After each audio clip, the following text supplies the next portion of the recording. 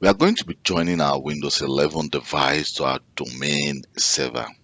So after we've promoted our DC01 and the DC02 to become a domain, the primary domain controller and a secondary domain controller, so we now need to add all this Windows server and our client device to our domain server. So what you need to do, for example, I have the C001, which is the Windows 11 device. So we just need to go to our start menu and then click settings. In settings, just under system, just scroll down and then click about. And here you can see we have the option called domain or work group. So click on domain or work group, and on our computer name here you can see it says to rename this computer or change its domain or work group, click change. So click change and then select domain and just enter the domain name, that's the Kelv Global, and then hit OK.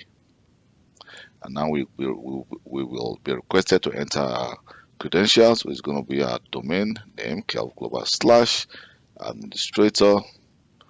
You must make sure you enter an account that has the right or privilege to be able to join devices to the domain. So enter your password and then hit OK. So let's just wait for some seconds and this device will be joined to our domain server.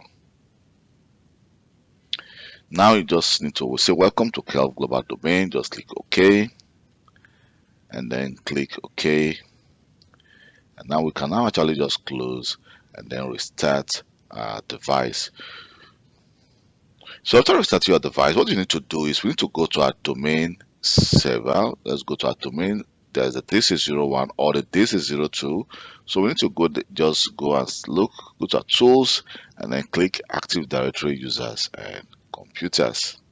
So here we have computer. You can see we have two devices, and these are the two domain controller we have, and that's the C001 I just added. So we're going to be adding the other device, therefore we can actually continue with this tutorial. So if you are still following up with this tutorial and you've actually installed the different virtual machines or just one of the virtual machines, please try and join your device to the domain server, then we can proceed with this tutorial.